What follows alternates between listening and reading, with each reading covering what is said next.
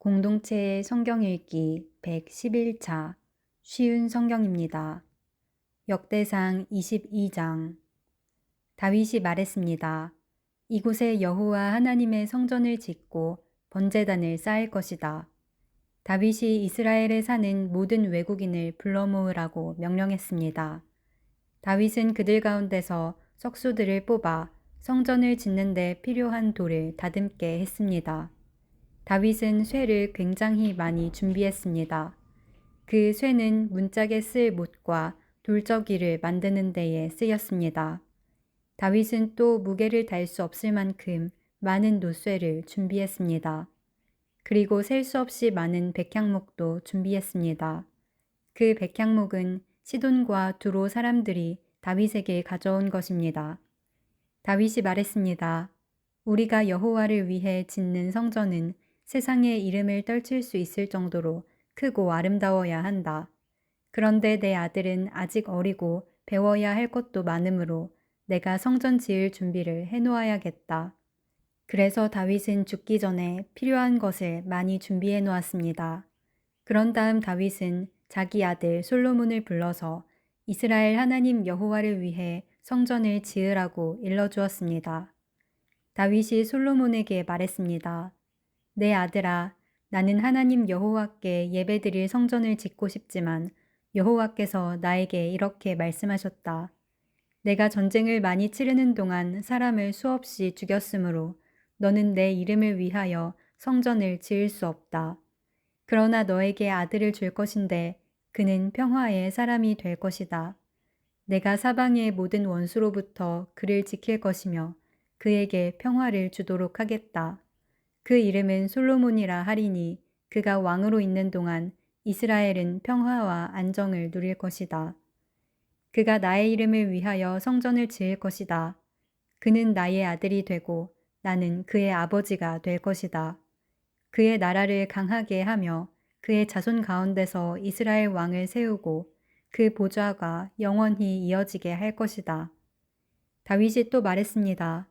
내 아들아, 여호와께서 너와 함께 하시기를 바라고 너를 번영케 하시기를 바란다. 여호와께서 너를 두고 말씀하신 대로 내 하나님을 위해 성전을 짓기를 바란다. 또한 여호와께서 너를 이스라엘의 왕으로 세워주실 텐데 아무쪼록 여호와께서 너에게 슬기와 깨달음을 주셔서 너의 하나님 여호와의 율법을 잘 지킬 수 있게 하시기를 바란다. 여호와께서 이스라엘을 위해 모세에게 주신 규례와 율법을 잘 지켜라. 지키기만 하면 성공할 것이다. 강하고 용감하여라. 두려워하거나 용기를 잃지 마라. 솔로몬아, 내가 어려운 가운데서 여호와의 성전을 짓는데 필요한 금 10만 달란트와 은 100만 달란트와 무게를 달 수도 없을 만큼 많은 구리와 쇠를 준비해 놓았다. 또한 나무와 돌도 준비해 놓았다. 그러나 내가 보태야 할 것들이 있다. 너에게는 일꾼이 많이 있다. 채석공과 석수와 목수가 있고 온갖 일을 잘하는 기술자들이 있다. 그들은 금과 은과 구리와 쇠로 만드는 일을 잘한다. 기술자는 셀 수도 없이 많다. 이제 일을 시작하여라. 여호와께서 너와 함께 하실 것이다. 다윗이 이스라엘의 모든 지도자에게 자기 아들 솔로몬을 도우라고 말했습니다. 다윗이 말했습니다. 여러분의 하나님 여호와께서 여러분과 함께 계셔 우리에게 평화를 주셨소. 그리고 이 땅 주민을 나에게 넘겨주어 여호와와 그의 백성 앞에 굴복시키셨소. 이제 여러분은 마음과 정성을 다하여 여러분의 하나님 여호와를 찾으시오. 일어나서 여호와 하나님의 성소를 지으시오. 여호와께 예배드릴 성전을 지으시오. 그리고 여호와의 언약궤를 성전으로 옮기고 하나님의 거룩한 그릇들도 옮기시오. 역대상 23장. 다윗이 나이가 많이 들어 늙게 되자 자기 아들 솔로몬을 이스라엘의 새 왕으로 세웠습니다. 다윗이 이스라엘의 지도자와 제사장과 레위 사람들을 다 불러 모았습니다. 30세 이상 된 레위 사람의 수를 계산해 보았더니 모두 3만 8천 명이었습니다. 이들 가운데 2만 4천 명은 여호와의 성전 일을 맡았고 6천 명은 관리와 재판관의 일을 맡았습니다. 4천 명은 문지기가 되었고 나머지 4천 명은 다윗이 찬양하는 데에 쓰려고 만든 악기로 여호와를 찬양하는 일을 맡았습니다. 다윗은 레위 사람을 레위의 아들인 게르손과 고핫과 므라리의 가문에 따라 세 무리로 나누었습니다. 게르손 자손 가운데는 라단과 시므이가 있습니다. 라단의 맏아들은 여히엘이고 그 아래로 세담과 요엘이 있습니다. 시므이의 아들은 슬로밋과 하시엘과 하란이며 이들은 라단 가문의 지도자입니다. 시므이의 다른 아들은 야핫과 시나와 여우스와 브리야입니다. 야핫은 맏아들이고 시사가 둘째 아들입니다.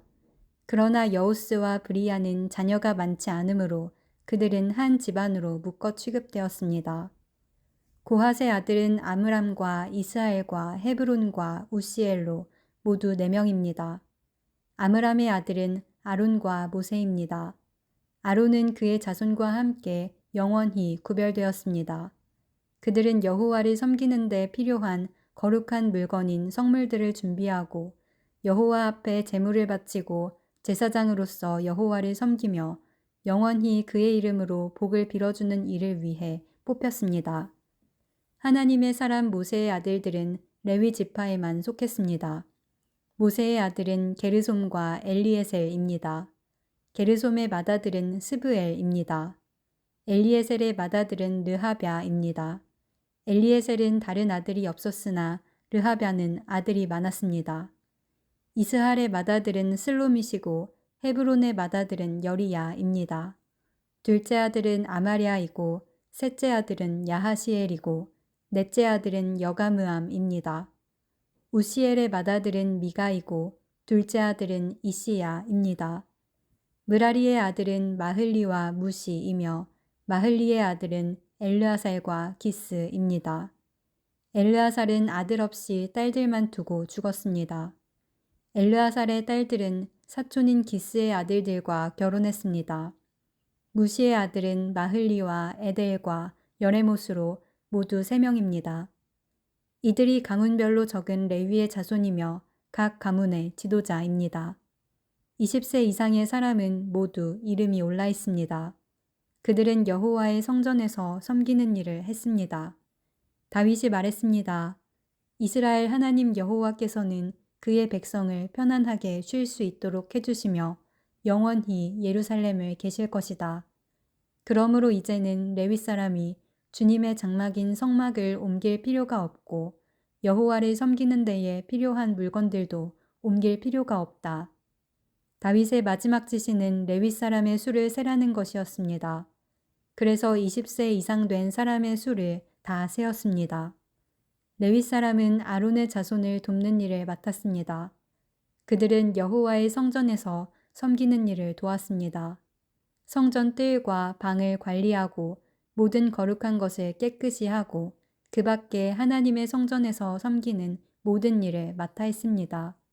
상 위에 쌓아두는 빵인 진설병과 곡식제물로 쓸 고운 가루와 누룩을 넣지 않고 만든 빵인 무교 전병을 관리하는 일이 그들의 몫이었습니다. 그 밖에 굽고 반죽하고 온갖 물건의 부피나 크기를 재는 일도 맡아 했습니다.